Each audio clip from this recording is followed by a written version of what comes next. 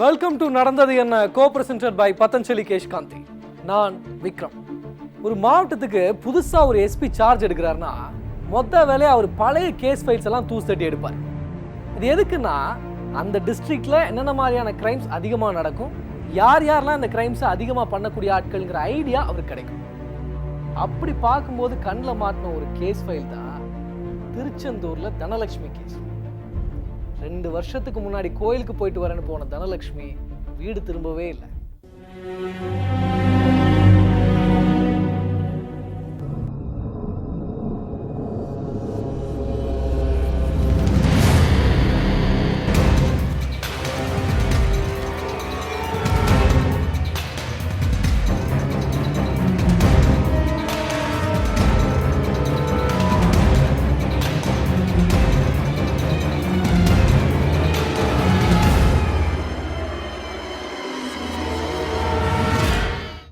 இஸ்ரேலின் வடக்கு மாவட்டத்தில் அமைந்துள்ள பழமை வாய்ந்த வரலாற்று சிறப்பம்சமிக்க நகரான நாசரேத்தின் பெயர் கொண்டு தமிழகத்தில் அமைந்துள்ளது நாசரேத் பேரூராட்சி. தூத்துக்குடி மாவட்டத்தில் அமைந்துள்ள இந்த நாசரேத் பேரூராட்சியில் தனது தாய், தந்தை, கணவன் திருமால், 2 மகன்கள் செண்பகராஜ் மற்றும் இன்பராஜ் ஆகியோருடன் வசித்து வந்தார் 42 வயதான தனலட்சுமி. 2 ஆண்டுகளுக்கு முன்பு சரியாக 8/10/2014 அன்று கணவனும் மகன்களும் வீட்டில் இல்லாத தருணத்தில் சமையல் அறையில் சமைத்துக் கொண்டிருந்த தனலட்சுமி சமையலை பாதியிலேயே நிறுத்திவிட்டு தனது தாய் தந்தையரிடம் திருச்செந்தூர் முருகன் கோயிலுக்கு சென்று வருவதாக கூறி கிளம்பியுள்ளார். திடீரென தனலட்சுமி கோயிலுக்கு கிளம்பியது அவரது தாய் தந்தையருக்கு சற்று வினோதமாக தென்பட்டுள்ளது. சமையல் பண்ணிக்கிட்டு இருந்தாலும் தான் டக்குன்னு மசாலா அரைச்சி கொடுத்து அவங்க அம்மா அப்பாலாம் எங்கள் கூட தான் இருந்தாங்க. அப்போ 11 மணிக்கு போயிருக்காங்க.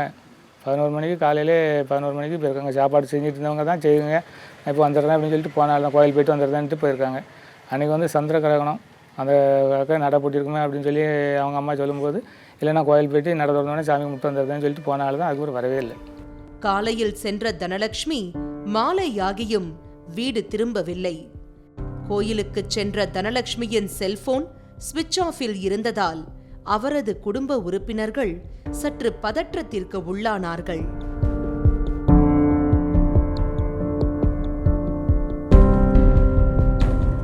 இரவான பின்னும் தனலட்சுமி திரும்பாமல் போகவே திருச்செந்தூர் முருகன் கோயில் மட்டுமல்லாமல் அவர் வழக்கமாக செல்லும் மற்ற கோயில்களுக்கும் சென்று தேடியுள்ளனர்.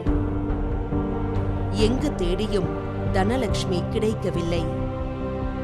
இதனையடுத்து தனலட்சுமியின் கணவர் திருமால் காவல்துறையில் புகார் அளித்தார். காவல்துறையினரின் நடவடிக்கை திருப்தி அளிக்காததால் நீதிமன்றத்தின் படிகள் ஏறினார் திருமால். முதல்ல போலீஸ் ஸ்டேஷனில் கம்ப்ளைண்ட் கொடுத்துருந்தேன், படி எஸ்பி ஆஃபீஸில் கம்ப்ளைண்ட் கொடுத்துருந்தேன், மதுரை ஹைகோர்ட்டில் ஆள் தேடல் மனு கொடுத்துருந்தேன். அவங்க தேடிக்கிட்டே இருந்தாங்க, ஆள் கிடைக்கவே இல்லை. இந்நிலையில் இதய நோயாளியான திருமாலின் உடல் நலம் நலிவுற தனது 2 மகன்களுடன் நாசரத்தில் இருந்து தான் புதிதாக வீடு கட்டி வரும் வாழவல்லம் கிராமத்திற்கு இடம்பெயர்ந்தார்.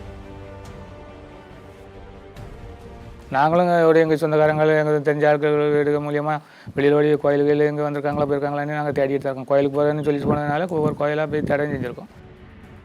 ஆண்டுகள் 2 கழிந்தன. தனலட்சுமி குறித்து எந்த தகவலும் இல்லை.